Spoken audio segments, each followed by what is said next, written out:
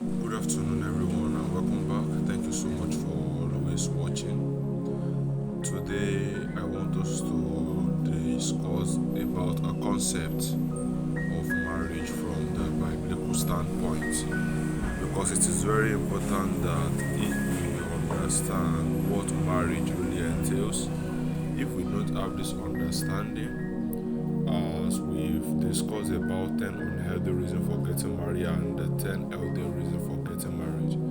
If we don't understand the concept of marriage itself, we might end up still missing things up because, as I said yesterday during our on 10 healthy reasons for getting married, I make us to understand that marriage is actually about responsibility because it involves some people's in it. So, what is marriage? Let me define marriage from the standpoint of the one who originates marriage.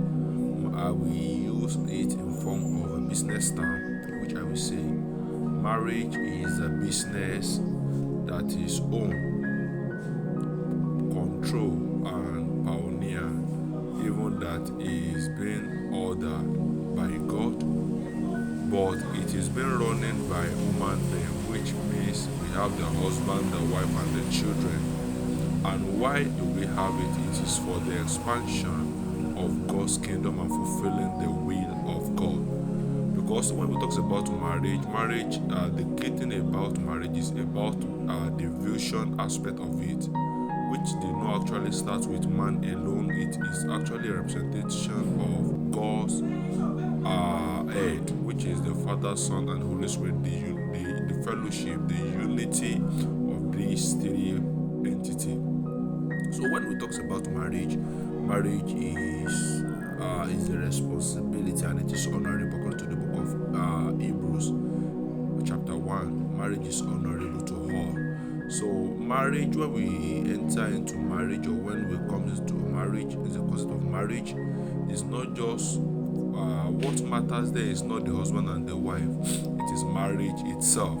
Because if we don't have this understanding that marriage itself is honorable to all, everyone in marriage will do what pleases them. But there is these two reasons for marriage: for fulfilling the will of God and for the expansion of God's kingdom on earth. Because human beings were the first regents to God, that God put them in the Garden of Eden. And as I also love to explain marriage, that every marriage, if it truly want to experience the peace of God, it must be a garden marriage or garden wedding. What do I mean about this? When God created Adam and Eve, He put them in the Garden of Eden, and they have some experience in the Garden of Eden. When they are in the Garden of Eden, they cannot do what they want all by themselves. And when God created Adam, God actually gave him a responsibility to be the head. Why one of the Talmud of the Hebrew of the Jews, there is a notable one that is there which says that God did not created the woman from the feet of Adam so that the woman will be a servant or a slave to him, or so that the man will match him. And he said also that God did not created the wife from the head so that the woman will not be the head over the man, but God created the woman from his rib, which is the side, which means the woman have to be an help to the man. Both of them have to be running the marriage. And when it comes about this thing, this is one of the problems we human beings usually have, is about the place of headship and authority.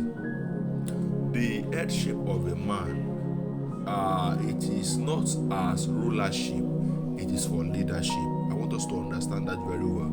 It is not to be a ruler, but to be the head, to be a leader. So rather being the head of the family or the one who God gave the power, the head authority, that doesn't mean the man should rule as a tyrant or an authoritarian. No, but he have to give direction to the family.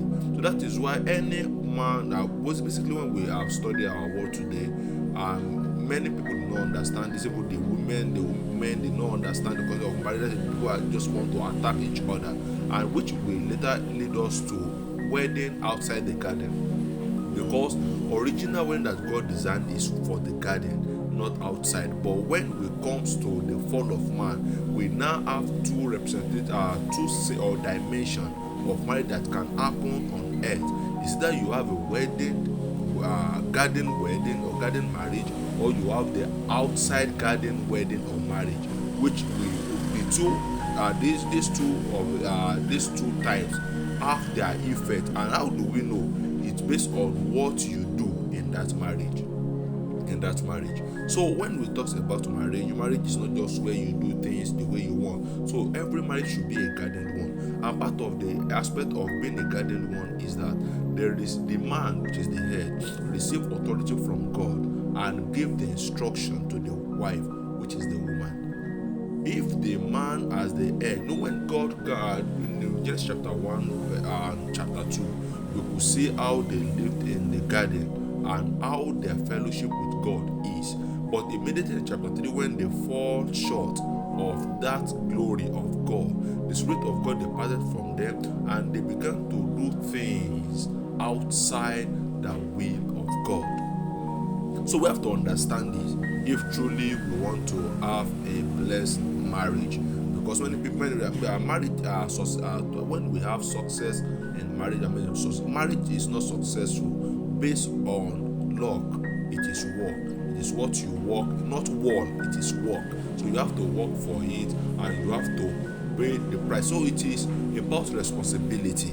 God gave the husband, the head, his own responsibility. It's we human beings that usually have this problem that maybe the husband is the head. Let's say doing our teaching on 10 healthy reasons for getting married, I lay emphasis on a particular product that when we talk about BMW, or maybe we can use Honda product now.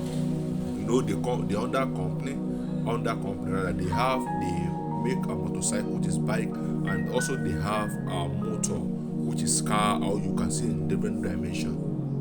If we want to interpret from woman's standpoint, the car we believe that is bigger in size and is greater than the motorcycle. But if you have to come to the concept of creation, what the bike will do, the motorcycle will do, the car will not be able to do it. And so it is not about being superiority to one another. It is that they were designed for different purpose and for different reasons. So when God also created Adam, which is the man, and Eve, which is the woman, God has a specific assignment for them together. So both of them have to fulfill what God actually have for them, and they must carry them out based on what they are asked to do, which is very important. Because when they don't do it, they rebel against original order of God. They have rebelled against the original order of God. So they must work within the jurisdictional component of what God has assigned for them to do in the marriage.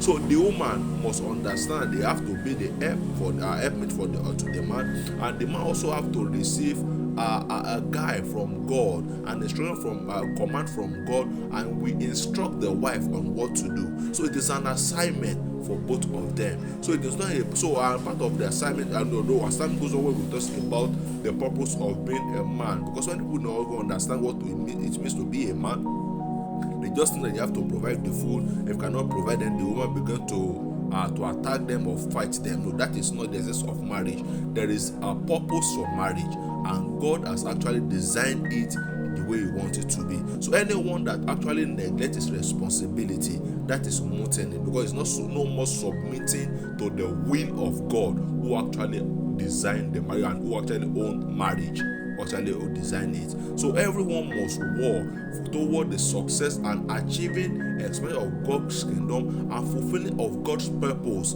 for creating marriage. If anyone among the two is working in contradiction to these things, then the person is rebelling against God. It is not about being a ruler or being not the relationship of a man. It's not about being being superior to the woman. It is about headship. So you have to head. It is the headship of a man is not about rulership. It's about being a leader. So it is leadership. So thank you so much for joining this afternoon and for watching. So make sure if you have any question, try to comment and I will reply by the grace of God. Thank you so much. Don't forget to share with your friend. I love you. See you next time. Bye.